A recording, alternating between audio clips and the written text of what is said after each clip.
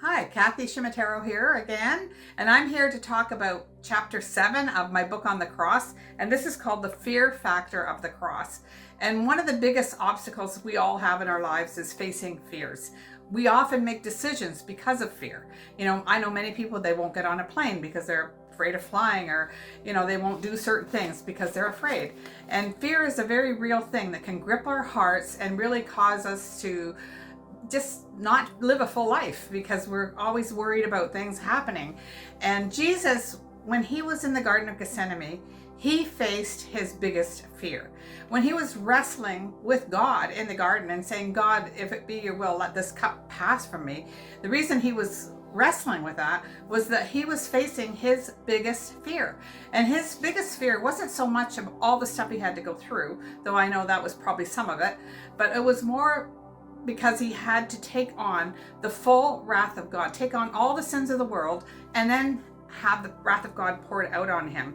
And that was unbearable to even think about. Jesus had a pure heart. He was holy, he was righteous, he never sinned. Sin was his enemy. He hated sin. He hated what it did to us, and he hated everything about it. And yet he had to take all of it on himself. Every horrible thing that man has ever contrived of doing. And he had to also take on all the feelings that come with that, the shame and the hatred and the resentment and the anger and the hurt and all of the things that sin brings. And then have the wrath of God put on him on top of all of that. And so what he was facing was just unthinkable. It was beyond what we could ever imagine. It was like the worst horrible thing. Like sometimes, I'll start and watch a TV show, and if it's really intense, like say some crazy serial killer kidnaps a girl and he has her tied up and he's coming in the room, like I turn it off. I can't handle it.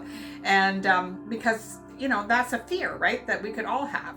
And so there's many things we're afraid of, but Jesus, he conquered fear in the Garden of Gethsemane. He was facing the worst possible fear anybody could ever deal with, and yet he was willing to do it, willing to go through with everything, because he wanted to obey God. He wanted to please his Father and do his will and not his own. And so often as Christians, we face fears of even talking to people, sharing our faith. We may face fears of stepping out and doing something God has called us to do, maybe public speaking, or maybe going into a meeting and or going to a specific church. We all have different fears, and we often miss God's will for our lives because we're not willing to face those fears. But Jesus faced his worst, most unimaginable fear, all the horrors of darkness that could ever imagine, every demon in hell. I mean, everything we could possibly think that would be horrifying.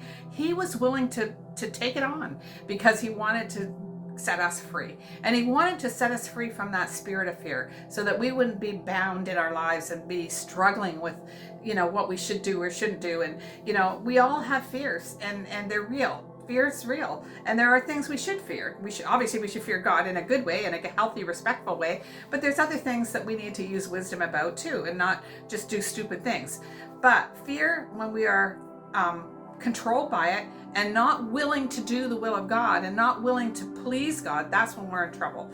One of the biggest fears I know that I had to deal with was the fear of people and fear of what people think of me. And that's very real to many people. And so it can stop you from doing things that God tells you to do. So we have to examine our hearts, and every decision we make is either based by fear or faith. And so we have to look at the decisions and say, is this fear motivated, or is this motivated by faith? We need to learn to conquer our fear. And when we look to Jesus and we recognize the fear that he faced, and we commune with him, talk to him, think about what he faced, think about what he had to go through in order to conquer fear for us, then it'll make it a lot easier for us to face the fear we may be dealing with at the time. So Jesus wants us to live a life of faith. The Bible says the just shall walk by faith.